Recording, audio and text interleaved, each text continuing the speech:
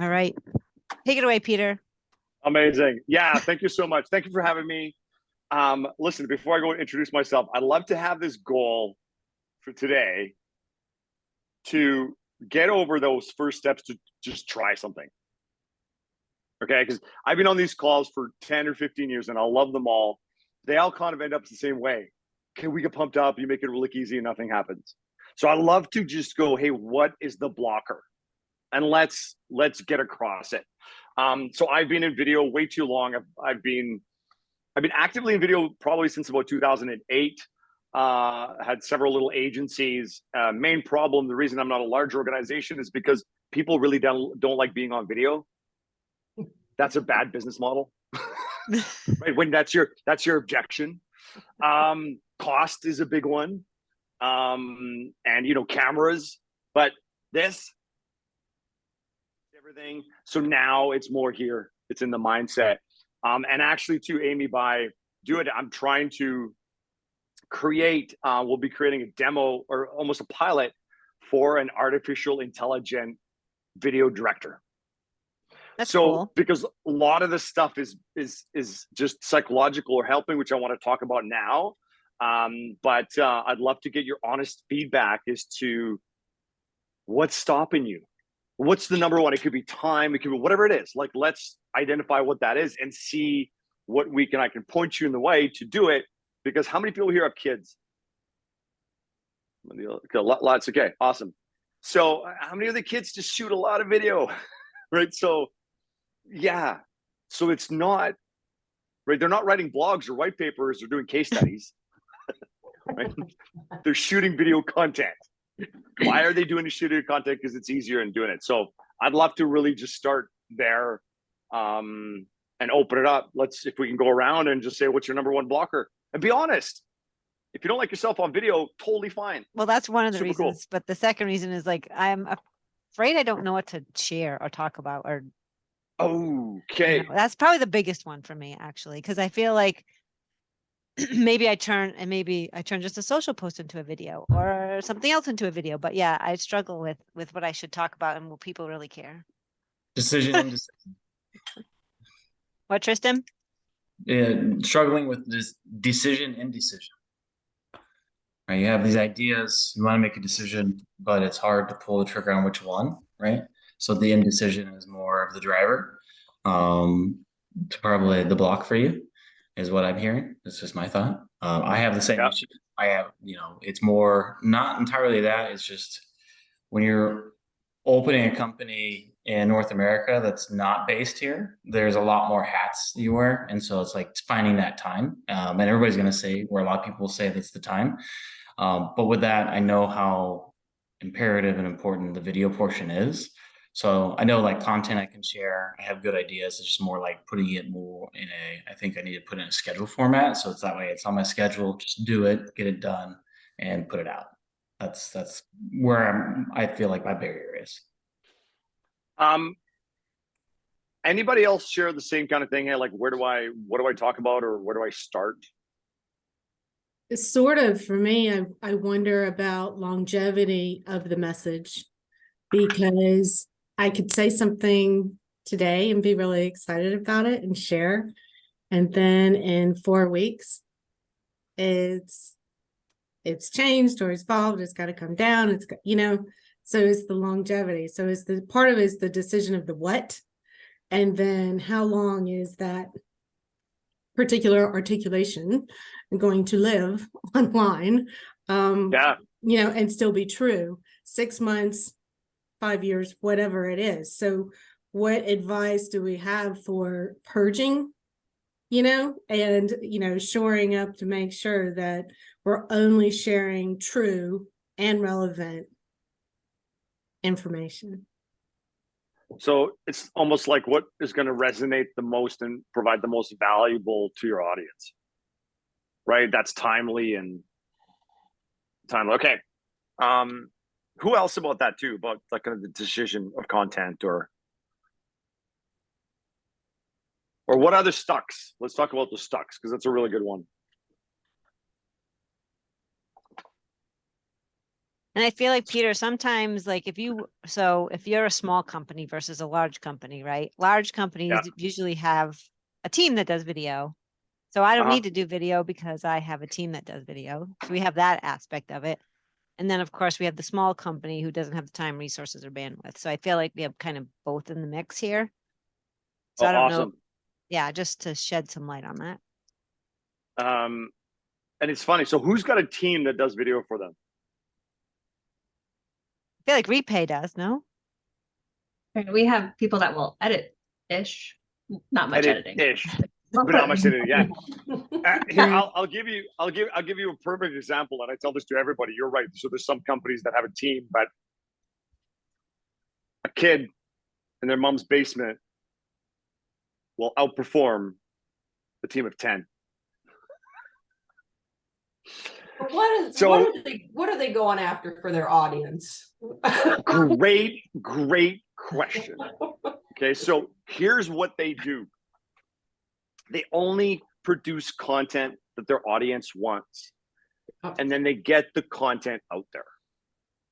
So really, okay, let's back out. The reason micro influencers exploded on the YouTube side is because that's what they did. I love creating video content. I got a job in the morning. I'm going to school. My audience wants this. I'm just going to shoot a video for them. I'm going to do some quick edits and get out there. Yeah. And they did they did twice a week for that, and for 7 or 8 years, and then they got 1 million subscribers. And so many organizations wonder why we can't do that. It's because of complexity of just, there's so much stuff in there. So my argument is always actually the size of your team and what you have is not a direct correlation of how much video content you're going to pump out. It's actually sometimes a little bit opposite. So the larger organization, and this is also a big benefit for smaller companies, because you can actually pump out a lot more content and be authentic. So there's that side. Do you think people get stuck on how professional it needs to look?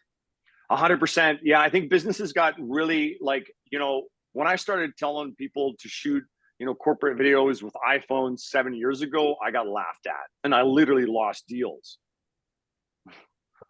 because I'm like, they go, we have to spend $10,000 on it.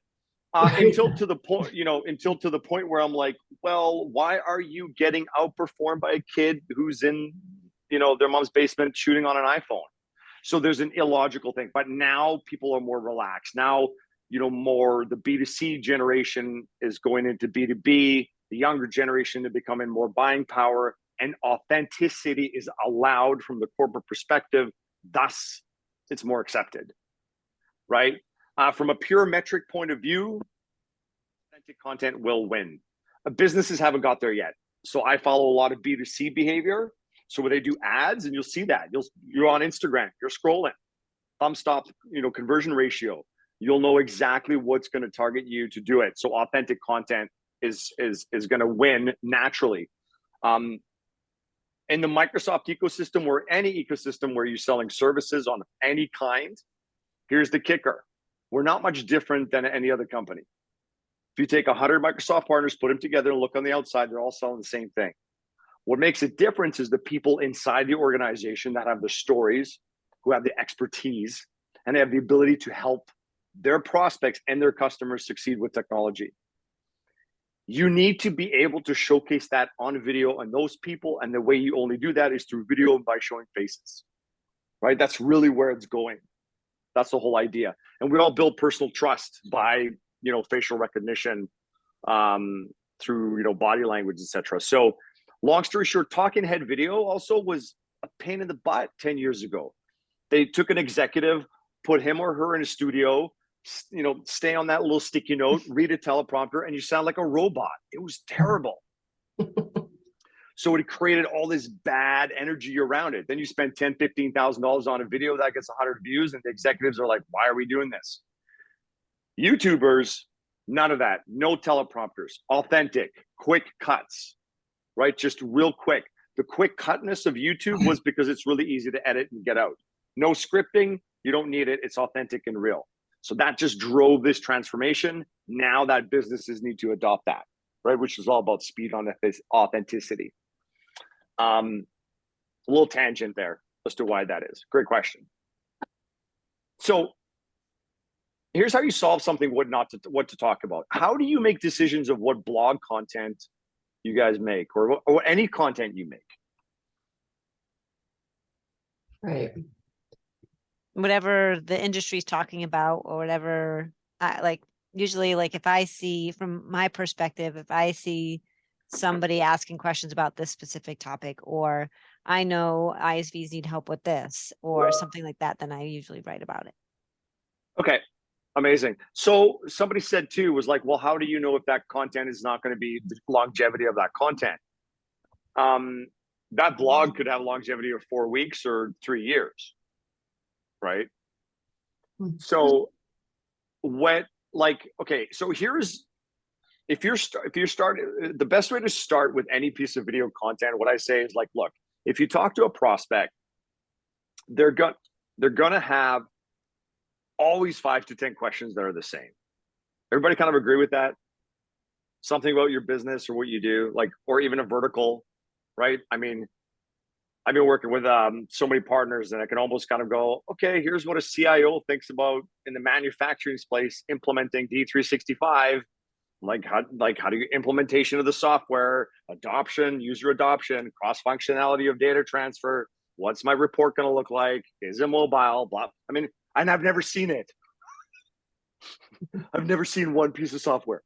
But what I'm trying to say is those answers or those questions are relatively the same. Start with that. You know, shoot video content in that manner to answer those questions. Because what you're basically doing is, if somebody sends me a blog or somebody sends me a PowerPoint deck, like, do we ever really sit down and go through that PowerPoint deck or that blog? The answer is no. We skim a lot of the content. If it's in video format, there's a much higher chance of engagement, right? So there's that. But if you don't know anything, where to start? Now, when you get to really producing a ton of content, how do we know what content to produce next when we're in marketing or blogs or anything? What do we follow? I'm gonna let someone Come else on. answer this one. There you go. Something like when you get questions that you're able to then turn into, into a blog. That's stuff like whenever we're going through customer meetings, that's one things we take from that is question only, like when they go through a demo, right? Some things can be pretty good. Yeah. Take that and try and flip that into a blog post, and also like post onboard, right? Hey, what other questions or anything that's come up, and try and glean off of that. So Yeah. those are some things we're starting to do again. Just as we're just putting our app into the marketplace. Amazing. So that's the best way to do, videos, and we can talk about the length of the videos they're supposed to be, but that's a great way. Anything, like, here's my philosophy: anything written can be done in a video, Okay. right? And YouTube is going to be the next, video is going to be the next SEO play. They're going to get their butts kicked by, ChatGPT 3 and OpenAI, but their YouTube is where they're going to belong. It's true. Right. So I think people sometimes get stuck on what kind of content to create. I'm like, well, anything that's written, create in video. You're not going to hurt it. You're only going to make it better, right? As long as they make it short and easier, that's a good place to start.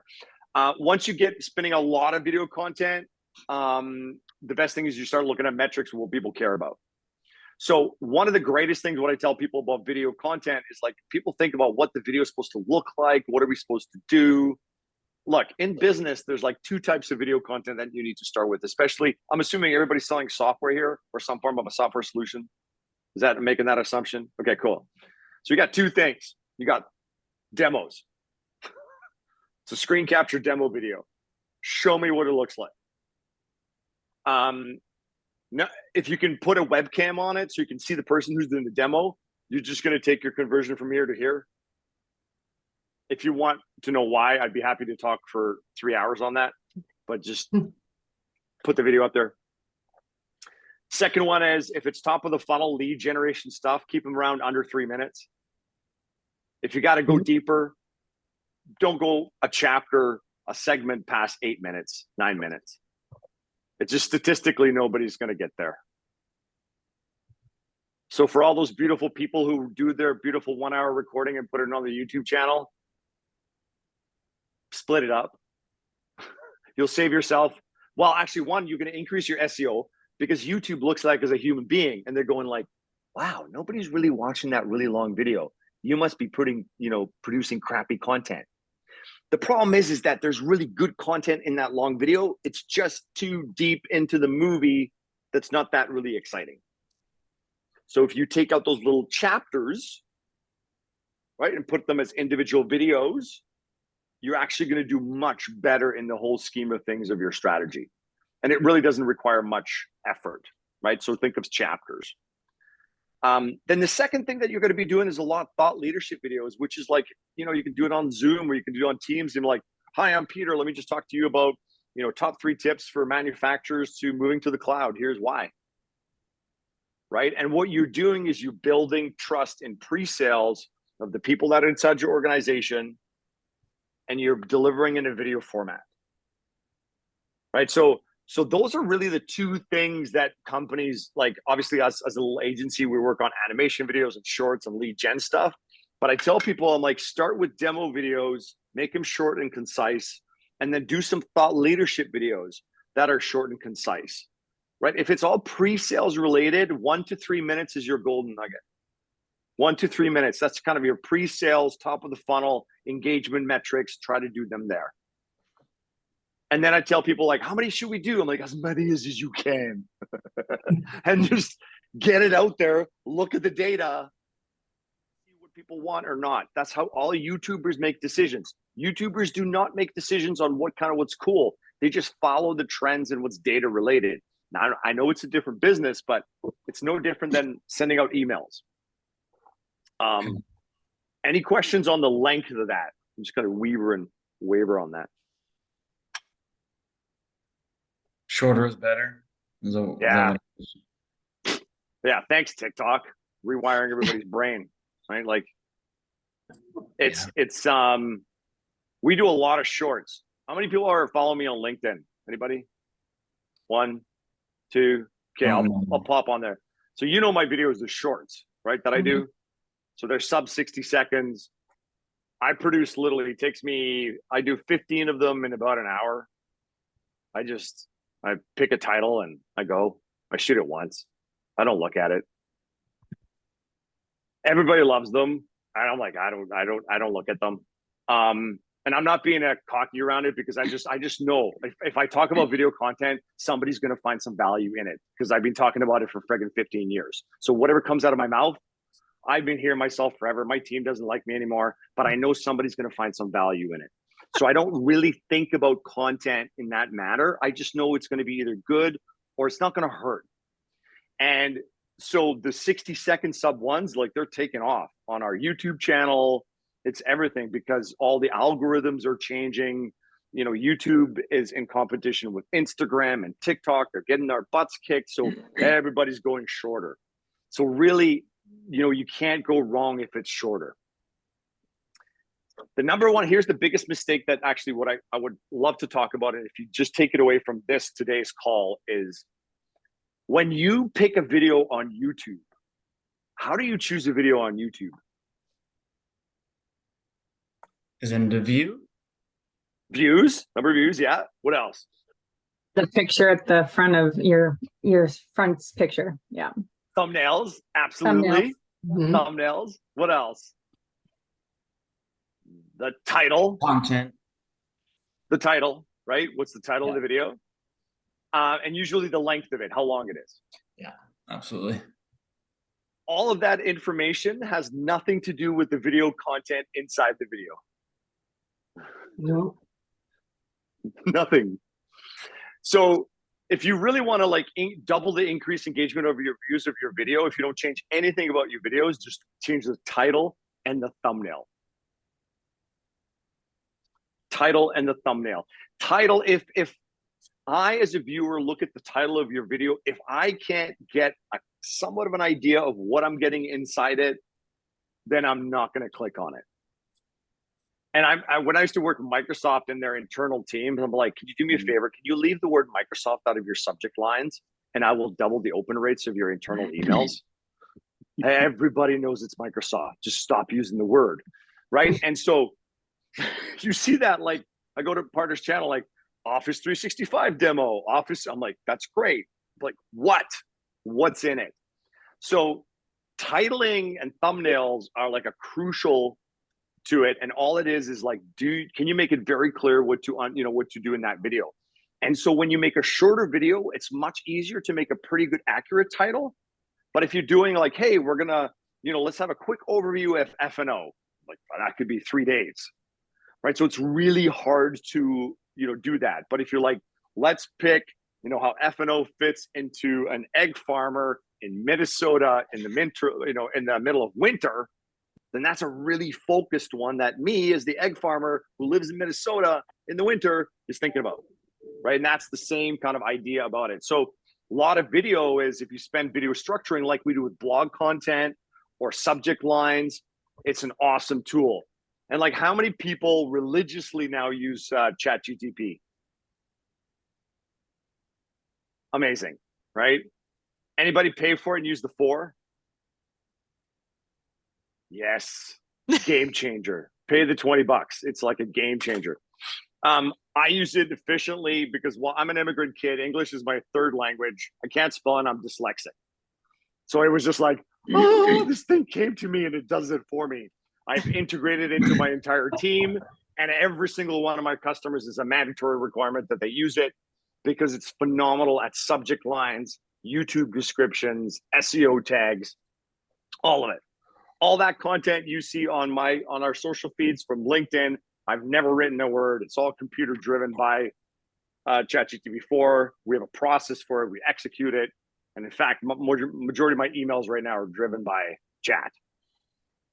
So you can use that technology now to really have a clear title. And if you increase the title or the click to play thumbnail image, you're just going to dramatically increase your video absorption, and you haven't even touched anything else. You haven't shot anything else. Now I'm getting deep into the woods. Questions? I'm going to stop. Otherwise, I'll just talk for days on this stuff. And I don't want to overwhelm. So do you think the preference then is you mentioned animation? So we do sort of a combination of animation and human aspect when we do video. Do you think the better views are with that authentic human and not incorporating animation, or is there a place? Obviously there's a place for animation. Yep. Okay. There's a lot. Yeah. I mean, number one reason people don't use more animation is just because of the cost of the expense, right? That's typically what it is. Selfish plug. We produce it 80% cheaper than any agency for that reason. I'm going to selfish plug on that one. Animation video is top of the funnel. So my question is, what are you trying to do? What specifically you're trying to do that you're putting that video in? Because that's going to dictate what types of videos you use and why. Right. So like, what are you trying to do, Laurie? So we typically will take like a white paper or a subject that we would expand on that someone might not want to take the time to read, and then condense that down into a 3 to 4 minute video. Awesome. And animation format, right? Animation format, yeah. Awesome. So it's more of it's a precursor to the download of the white paper, right? Yeah. Awesome. Or if you don't want to watch, or if you don't want to read it, we try to fit in as much as we can. Amazing. So for that one, I work really well as teasers, right? Teaser animation videos for that to drive to the lead generation of that white paper. So most of the time, animation videos are very top of the funnel, something that's going to last, right? If it's done well. And you want to keep it under 2 minutes. Anything top of the funnel animation wise, stick with 90 seconds. Just the data will tell you. It's harder to put everything in there, but just because you can doesn't mean you should. So the other thought leadership videos ones are, to support it. So, sometimes it's really hard for executives or thought leadership people or people that are billable inside their organizations to create a blog. They're not writers. Nobody is writers, right? If you're a writer, you're writing. So, but it's much easier for those thought leadership people to talk and create a short video because that's what they naturally do, right? So those are much easier to chunk up or shoot, and for the thought leadership or the billable people to create those video content. So it does 2 things. 1, it provides valuable information. Number 2, it's done in video format. And number 3, it shows the space of the company, and people are naturally building trust, right? Right. I always, like, I kind of always do this, right? I do this all the time. I was like, hi, I'm Peter. I'm talking to you right now. You're looking at my face. But if I turn my face off and I'm a static image, your brain is just switching off to auditory and it's completely telling different things versus looking at my eyes right now, looking at me directly. And that's just human psychology. So that's talking head videos. You know what I'm doing? I'm bringing talking head back and I'm making it sexy again because everybody hated them in corporate, right? Max Everybody hated them in headroom. corporate. Max headroom. Oh, I used to get thrown out of like these big CEO things, but I said, don't write a script. They're like, I want a script. My PR agency is doing a script. I'm like, don't write a script. But we need a teleprompter. I'm like, you sound like a robot. Anyways. So top of the funnel, make them short. Yes, animation, like, do you guys know Binary Stream? Yeah. So yeah. So there, I was talking to Dan. He came up to me at Directions. He's like, I got to give you a testimonial. I'm like, why? I've worked with you like 5 years ago. We did 3 or 4 animation videos with him, and he said they've drove millions of dollars for us. So the animation videos is one you can definitely, they're top of the funnel. They just have to be done well, but they 90 seconds. Don't push it farther. The thought leadership is just, I want people to get more video content out there, because video content converts, full stop. It just converts on all fronts. So thought leadership and demo videos is a great way for people to get it, and then executives to see it, and then executives to give more money behind it, to fund more of it, and etc. Right? So you just need to do more video content, at least in my, humble opinion, right? So that's what we do with ours right now. Like for our customers, we'll produce 10 to, good 5 to 10 pieces of video a month, right? For 80 to 90% cheaper and faster. But I'm just like, some of them are quick and authentic, dirty, because every time we put them in somewhere, we beat the metrics, right? I'm like, so, and then all of a sudden people understand, and then people start looking at video from a metrics point of view, and then it really doesn't matter what the video looks like. Obviously, as long as it has brand and fonts and colors and proper CTAs and has some structure, but then it's just, let's execute more video content. And because that's where our company's going to win. I'm very upfront with partners. I'm like, you put video content up there, it's much harder to replicate and duplicate. If you put a blog content right now, I can have it up and running, adjusted with my own content through ChatGPT 4 and up on my website in 30 minutes. Like, no problem. So if you shoot thought leadership video content, it's a lot harder for me to replicate that, because I have to recreate it. So there's a huge competitive differentiator that people also have, that they don't quite have a grasp there yet, right? So there's that component. Yeah. If you're bottom of the funnel, as you go from the mid down to the bottom of the funnel, obviously customer testimonials, they're a great way. Deeper kind of case studies, deeper demos, where people just get deeper into the weeds. But of course, video content is just much preferred and to get across. Plus, from a metrics point of view, it really gives you an accuracy of what people care about through the engagement time, because it's the only piece of content you can measure whether somebody's getting through it and where they're being disinterested, right? Unless you're using heat mapping software on your websites, it's kind of harder to gauge, but in video, it's really clear. Like, other people viewing it to the end or in the middle, or they don't care. Like, and that gives you a lot of data to make proper decisions. That's down. Yeah. Tangents. I love my tangents. Am I answering questions? Am I helping? That's all I care about, is, am I helping? Have you heard of Avoma, Peter? Voma? No. Avoma. Yeah, it's a transcription and video software to actually take a recording. But what it does is it identifies pain points. It kind of looks at AI junk and looks at the transcript. And the real beauty is you can then cut sections of it up.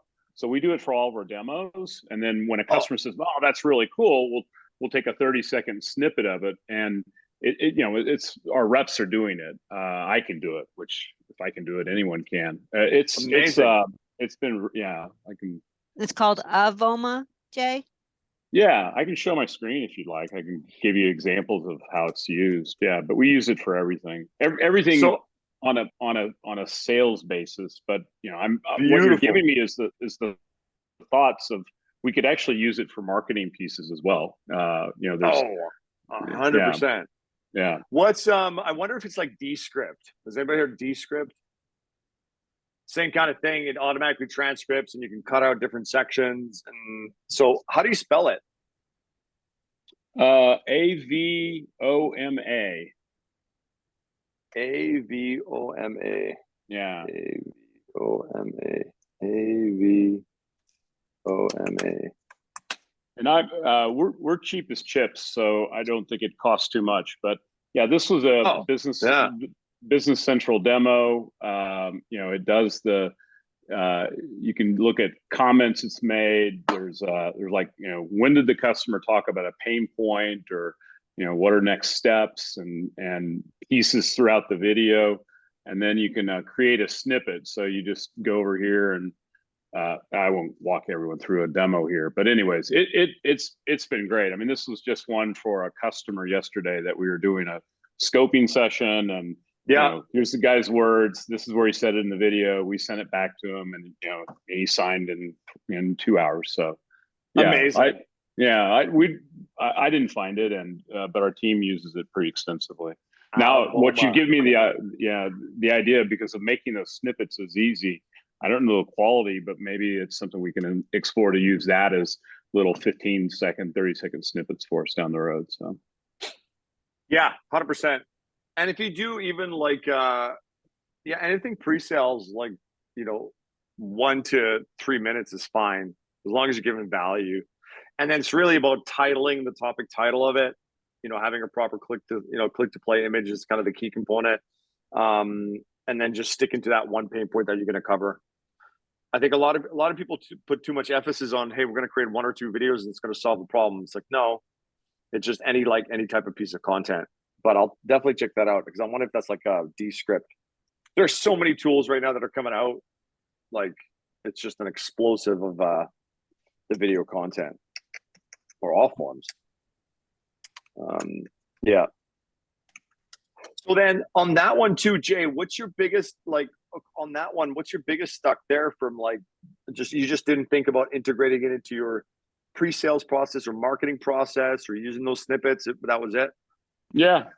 I'm not as smart as you. No, smart. I don't live in the video world. So yeah, got it. Yeah, that's it. But what you said is obvious. I mean, there's really great demos that our team has done over time, and we could just take portions of that and it's got audio, it's got video, it's got everything. We just bundle it together and make a snippet, and off we go. So yeah, that's cool. That's a good idea. Yeah, this is what I'm trying to solve too. If everybody can help me out, because that's I think, it's not the tools, it's not the cameras, right? And I kind of almost argue a little bit, it's not the time. Like, I know everybody kind of, obviously if you do video content on a regular basis, it's quick and easy. But the ironic thing is, like you said, Jay, you're doing a demo with a customer, the video content's already there. Yeah. You got the recording. So, I mean, yes, can you make it, better and smoother? No problem. But at least you have something. So then it's just like, then the piece that's missing is, how do you break it up, and what's the strategy behind it, right? Yeah. Okay. Yeah, all we use it for today is, customer says, wow, that's really cool. We'll go back to that, we'll copy it, and we'll send them that, 1 or 2 minute clip to remind them, this is something you thought was valuable. And then we don't really, I'm sure there's a way to track it. We don't know how to, but it's just a link, and then you can probably see that it gets passed around the company and people are looking at it or whatever. But yeah, anyways, we're gonna have a whole new game, Peter, thanks to you. No, that's a really good idea. See, I'll learn that stuff. That's a really good idea, right? Capture. It's like, you said it was cool. Now go sign. I have proof, right? I wonder if that works with my kids, to say when they're going to clean their room. It's like, I got room. Okay. So what else is stopping people for creating, or if you are creating video content, what's like how many people here are creating video content on a regular basis? Or who's responsible for creating video content? One, two, three. Okay. Amazing. And how many pieces of content are you creating of video content versus like, what's the ratio of creating like blogs or emails and posts, and how much of that is video? Not enough. You know, mine's Yeah. 0. Yeah. Well, I am Not creating enough. videos. I'm just not. I don't actually create it. I have to tell them what to create, and then we outsource everything. So Yeah. So Yeah. I'm Any sorry I came video, late. Sorry I came late Yeah. to the meeting, but one of the things that we're dabbling with, a couple different tools that we're working with is every time we have a Zoom meeting, we are archiving those in a platform called rewatch.com. Okay. Permanent recordings. We had to kind of negotiate a deal to be able to use it for customer support videos. But basically, it acts as a permanent storage for Zoom videos. They've now got AI for transcriptions, table of content building. Interesting. We looked at Grain and all sorts of different tools out there. They're trying to do AI and only do selective recordings of meaningful clips. But in our world, a meaningful clip is kind of debatable when you're talking accounting stuff. One other thing that I'm working with, it is a complete and utter pain in the ass to create a marketing demo.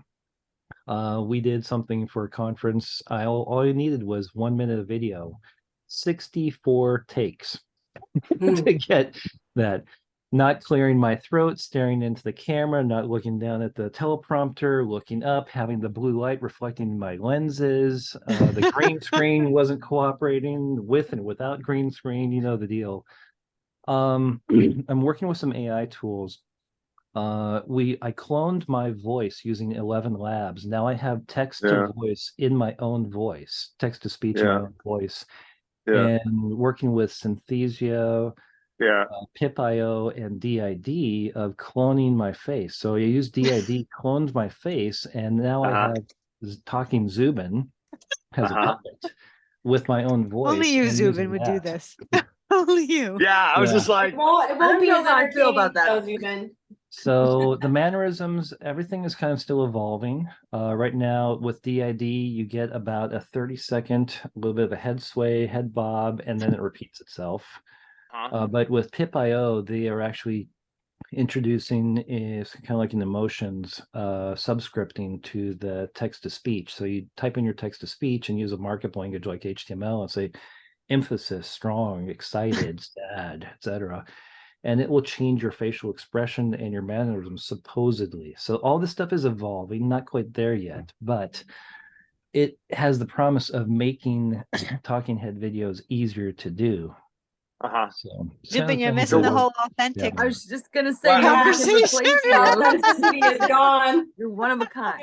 Yeah. So I mean, as Zubin, I Somebody with bad respected that. sinuses has to clear their throat all the time. Like No, that.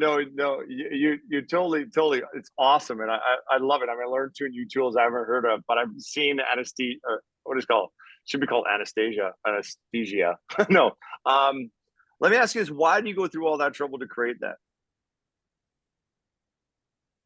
It was really kind of like production value. If it is a support call and a training video, I just cut it out and call it a day. But when you're trying to do something, put your best foot forward for your 1 minute intro for a conference, it feels like it needs to be more polished. Interesting. Yeah. And then trying to get your spiel down when they give you a 60-second video. You're trying to comply with that and trying to keep narrowing it down and down and down. There's only so much you can do in post. Correct. Yes. Does everybody else feel like that? Relate? Not me. I don't think so. I think we've suffered from that. I mean, for sure. I think, like I definitely agree with you, and I think perfection is something you know, there's so much corporate pressure to make your brand and your authenticity and real and etc. And I think if people really have a hard time with that one, is, you know, that editing and that cutting, that definitely takes, that's a different kind of beast. I think, you know, for marketing content, I think I always kind of look at it as, can you give people value in an authentic manner, right? And, you know, can you get that across as to what you need to do? I saw the automation and the AI generated people. I think, like, I don't know if they're going to move to business. I just don't see any of my kids using those tools. And I don't see any of that. It's strange. Like, I mean, anybody have Snapchat? Anybody snap? Right? I kind of snap with my kids here and there. And I'm like, I learned that thing is like, sometimes they'll snap, you know, with a half a face. Sometimes they'll snap with no face. Sometimes they'll snap with a full face. And I'm like, why is that? Because, well, it depends how much you know them. And so there's a whole different kind of language. But what I kind of see is that the automation and the AI, and a lot of people are getting excited for, because it's going to create, you know, this content. I don't know if it's just the right direction, where ultimately people want authentic behavior. And especially when we buy from each other, right? Like, why are we buying for somebody? Because we trust somebody, right? And how do we do that? So I think that, you know, I don't know how to solve exactly that. I know it's really hard to be in front of a camera, 3 or 4 lights, 3 people looking at you, and be in natural. I get nervous. Right? I get nervous on that one. So when it comes to those top of the funnel one videos, sometimes I'm like, do it in animation, do it in B-rolls, do it in text, do it with a voiceover, right? Get the people out of there. And that's why the thought leadership, Lori, we're talking about, is more about answering real questions or giving the snippets of information. I do that in mine. All my shorts are just like thought leadership content. And we have a top of the funnel kind of the video. That's just B-roll action that focuses on the main pain points and has a clear message. And voiceovers, now you can do voiceover through the AIs that are amazing. That's taken off. So, but it's an interesting spin, you know, on that whole technology space, how to create it. But then I'm going like, well, before I figure out those tools, I can shoot 20 videos, just me, right, talking about it. So there's that one. But yeah, it's not easy shooting those types of content for that marketing side, when you have to be very, very specific. And you got lights and a camera and 2 cameras and mics, and people are going to, okay, action now, just be natural. Right? That's a tough one. That's a tough one. Other questions? Let's keep going. Earlier, when you talked about titles for your video, how do you feel about like clickbait type titles? So it's got to match. Like, YouTube will analyze the voice patterns. They will listen to what it is. So if it doesn't match the title of what you're talking about, you're not going to get ranked. And the worst thing you want to do is, you know, I always want to be respectful and clear to my audience. So the title, whatever the title is, I have to make sure I answer the question and give it to them. Okay. Right? Because we don't like that. Right? And like the younger generation, they're so good at looking at ads right now, and they can see right through them. So it's interesting, their ability to. So I'm always a big fan of just give people value, share with them the best you can. So the title to match it exactly what you're getting. And the thing is, I think a lot of people are also like, let's get views. I'm like, I'm not concerned about views. I look at engagement rates. So what it is the you know, video being viewed and consumed to the highest rate possible. So if you have a 50% engagement rates on your videos, you're doing well. Which means if a 2-minute video on average gets viewed to 1 minute, you're doing well. Right? So that's why I look at it. And that's usually topic to video content alignments. Yeah. I just want to share, like, I know this, I'm not a professional on this, but personally, I hate clickbait videos. Like, we spend a lot of time, my fiance's in the automotive industry, and a lot of his customers have YouTube channels. And if there is a title that has nothing to do with the video, we will jump immediately. So it will be a 2-second bounce, and I will give the benefit of doubt. I understand that's like a blogger, which is totally different, but I mean, we will skim through to see if it's actually anything to do with it. And if it doesn't, there's no way I'm going to continue to watch your video. That's just me 100%. personally, but Yeah. they're pretty strong Yeah. on that. Yeah, for sure. And I think a lot of the platforms are cracking down on that too. I think YouTube was the very first one.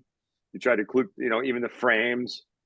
Like now that frame has to be inside it if you're using a frame for the video, so you can't, do it. But thumbnail, we do a lot of work on thumbnails and a lot of work on titling. Probably a lot of the effort that we work on with all of our clients on everything. So, and I think that's the biggest also problem with, people just struggle with video content, because if you take one piece of video content and you're supposed to properly do the subject line, SEOs, tags, descriptions, and then you want to natively upload it to all these different channels, right? Because if you link a YouTube video to LinkedIn, LinkedIn doesn't like it. You put a YouTube video to Facebook, Facebook doesn't like it. You have to upload it individually to each platform, even if you go distribution. One's got closed caption, one doesn't, one uses sound, one doesn't. It's like we spend more time uploading video content and managing that for customers than actually creating the video content. So, but you're right, you have to be kind of authentic and real, and not deceive people in titles and click to play images, and then you'll see your engagement rates actually go up. You may see views go down because you're doing more content that's more specific, but the engagement rate of that video is going to go up. Yeah. Or they can do something crazy like I did with Sam Bush video on that marketing thing, and that just went through the roof. It had nothing to do with my company, nothing to do with anything. I was just like, I just want to have some fun, and it worked out. I have to share it with everybody.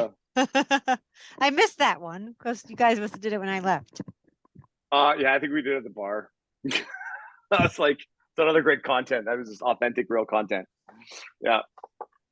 So but yeah, if I tell everybody, I said titling and thumbnails, put your effort there, you'll see a lot. Because we title a video and we use it for the same subject lines. And when I really started working on subject lines, like in my newsletter that I put in there, I tell people how long the video is. So I have two sections, for one from a longer form content or shorter content. I say, hey, these are these weekly MVMs, so marketing video minutes, and they're 1 minute. And then I tell people, here's the longer content, like 3 to 5 minutes, and everybody goes to the 1 minute ones. But then, we're tracking like 28% open rates. And when we have proper like click-through rates, we're doing, I think, 13 to 17% click-through rates, on that content. Because I tell people how long it is and I stick to that. And then the title is really clear, that they don't even have to see the thumbnail. They look at the title of the video and they don't know exactly what they're going to get. And they're going to choose whether they want it or not. Yeah. And sometimes my title is like this long. You're like, it's supposed to be 45 characters. I'm like, what can you do in 50 characters? Absolutely nothing. Like, quit trying it. We're not selling Pepsi. We're selling 365, if that, right? Or F&O. You got a little more depth in there. It's not like today's Coca-Cola flavor. It's real easy ish. Don't drink it. That shit will kill you. Anyways, so that's my one. Yeah, titling is the key.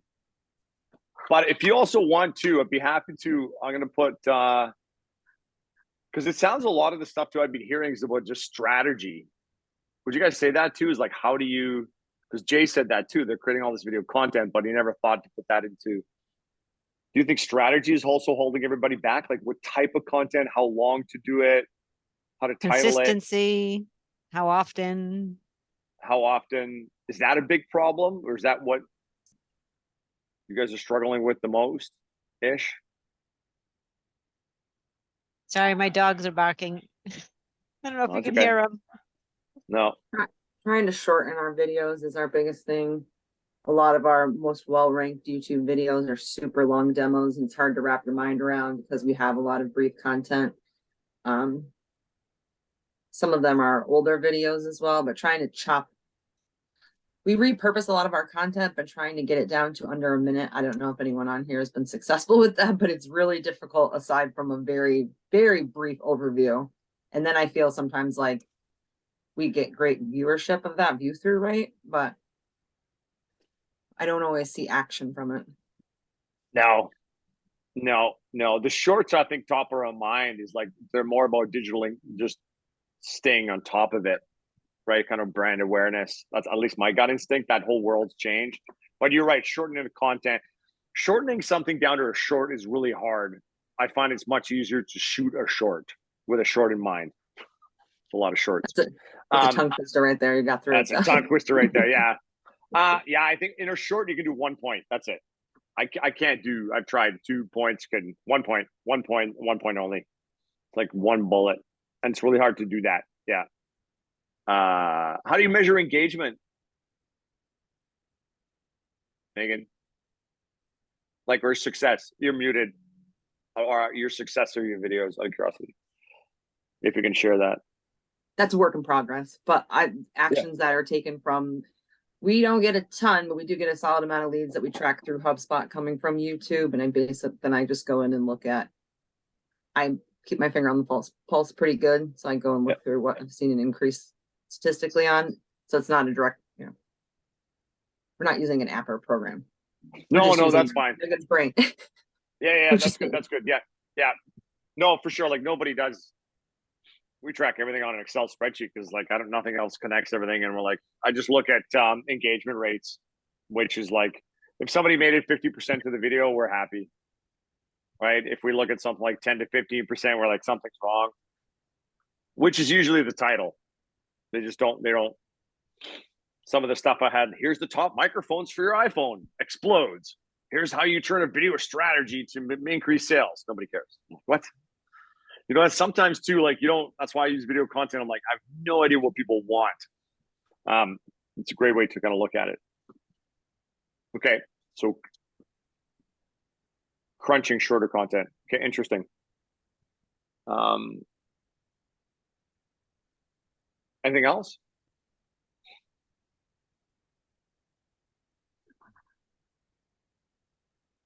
I'm muted. Sorry. We Yeah, can just your mouth moving. Oh goodness. But yeah, so Peter, I want to thank you so much for being here.